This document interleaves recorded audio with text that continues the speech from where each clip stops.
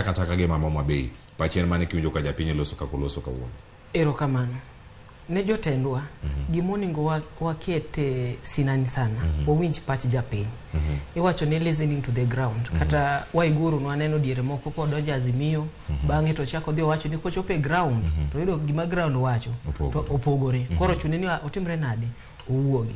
Koro jotendwa manwa yiero gi modhi no National Assembly gi, jotendwa manwa yiero modhi no County Assembly, jotendwa manwa yiero modhi no Senate, nyaka giwuog mondo giwinje ni to japiny wachango kaluwore gi wach mowinjo kuwuok Homabay kaka jo Homabay wacho. To ken Homabay kende kata kwa dhi Siaya, wadhi Migori, wadhi Rongo, wadhi Suna West, Suna East, mane gima japiny biro timore nade biro ywago.